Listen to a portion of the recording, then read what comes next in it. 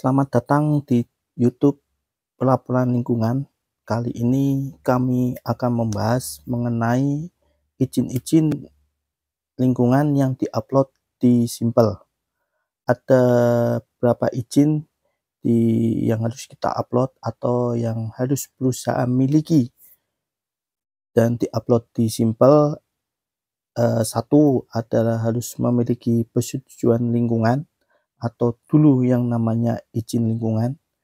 Kedua, harus mengupload rincian teknis limbah B3 dan non B3, dulu yang namanya izin penyimpanan sementara TPS limbah B3, dan mengupload pertek persetujuan teknis yang dulu disebut IPLC, izin pembuangan limbah cair. Untuk selengkapnya kami jelaskan pada video kali ini. Bahasan pertama, kita akan membahas tentang persetujuan lingkungan. Dulu disebut izin lingkungan sebelum terbit PP nomor 22 tahun 2021.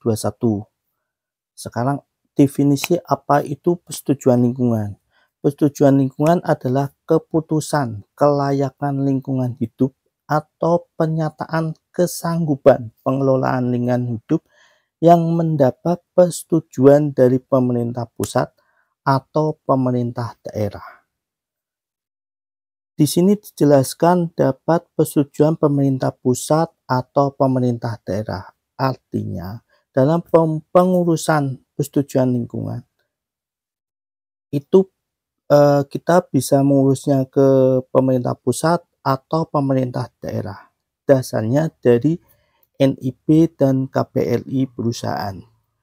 Apabila NIB dan KPLI perusahaan di situ tercantum modal usahanya di bawah 10M, maka persetujuan lingkungan ini diurus di pemerintah daerah seperti DLH kabupaten.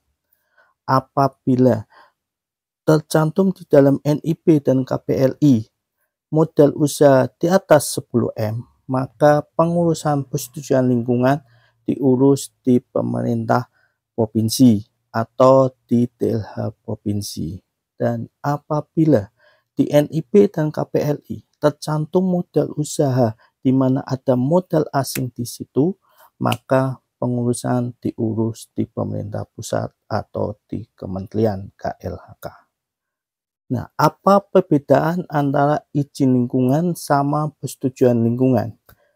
Kalau di persetujuan lingkungan, di dalamnya akan termuat izin-izin seperti izin TPS atau Rintek, dan sekarang izin IPLC atau pertek. Kalau di izin lingkungan tidak terintegrasi seperti itu. Jadi pada saat nanti pada pembahasan Rintek, saya akan jelaskan bagaimana menggabungkan izin Rintek ini masuk di dalam persetujuan lingkungan. Bahasan kedua mengenai tentang Rintek, rincian teknis. Jadi kalau dulu kita memiliki izin TPS, izin tempat penyimpanan sementara limbah B3, setelah terbit PP nomor 22 tahun 2021 berubah menjadi Rintek, rincian teknis limbah 3. Intinya hampir sama antara izin TPS sama Rintek. Jadi setelah kita pengurusan Rintek, pengajuan Rintek ke DLH setempat sesuai kewenangannya, dan setelah kita mendapatkan Rintek, kita mengajukan lagi surat ke DLH setempat untuk perubahan persetujuan lingkungan dengan penggabungan Rintek ini. Jadi yang jadi catatan di sini dalam pengurusan Rintek, jangan berhenti di data Rintek aja, tetapi sampai perubahan persetujuan lingkungan dengan penggabungan Rintek ini. Rintek hanya untuk perusahaan penghasil limbah B3, sedangkan untuk perusahaan pengelola limbah B3 pengurusannya bukan Lintek tapi persetujuan teknis atau Pertek limbah B3.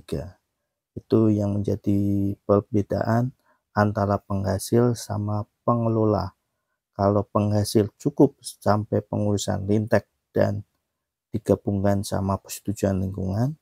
Kalau di pengelola limbah B3 pengurusannya Pertek dan persetujuan lingkungan. Apabila menyukai video-video seperti ini, ditunggu like, subscribe, dan komen. Dan kalau ada pertanyaan-pertanyaan mengenai izin persetujuan lingkungan, mengenai Lintek rincian teknis, mengenai Pertek dapat ditanyakan di kolom komentar. Kalau limbah B3 harus memiliki TPS tempat penyimpanan sementara limbah B3 atau sekarang tempat penyimpanan limbah B3 dan izin TPS. Untuk limbah cair industri atau limbah cair domestik itu di samping memiliki IPAL instalasi pengolahan limbah cair harus memiliki IPRC atau sekarang disebut persetujuan teknis atau Pertek. Dalam pengurusan Pertek ini harus sampai penggabungan ke persetujuan lingkungan. Setelah pengurusan Pertek, penggabungan persetujuan lingkungan, dan IPAL ini instalasi pengolahan limbah cair ini setelah 3 bulan bisa keluar baku mutu. Proses kelanjutan izin ialah sampai surat layak operasi atau SLO. Jadi untuk limbah cair maupun limbah industri maupun limbah domestik ini artinya limbah dari kantin, kamar mandi, WC, dan musola. Limbah domestik ini itu pengurusan adalah pengurusan sampai Pertek dan SLO, surat layak operasional. Bagaimana halnya untuk limbah udara? Kalau kita punya boiler dan cerobong, pengurusan izinnya bagaimana? Untuk limbah udara, pengelolaannya kan secara ada secara siklon atau water scraper, maka pengurusan izin di Pertek dan SLO seperti halnya limbah cair. Kita sudah sampai pada ujung video ini. Tadi sudah dijelaskan izin-izin yang harus dimiliki perusahaan dan izin tersebut diupload di Simpel. Pertanyaan berikutnya, apabila kita sudah memiliki izin-izin tersebut seperti persetujuan lingkungan, Lintek limbah B3 dan limbah non B3, Pertek dari limbah cair, limbah udara, dan SLO untuk limbah cair dan limbah udara, apa yang harus kita lakukan? Yang harus kita lakukan, kita baca lagi kewajiban-kewajiban yang harus dilakukan di perusahaan, dan kewajiban-kewajiban itu dilaksanakan sesuai dengan izin yang ada. Moga-moga video ini bermanfaat. Ditunggu like, subscribe, dan komennya.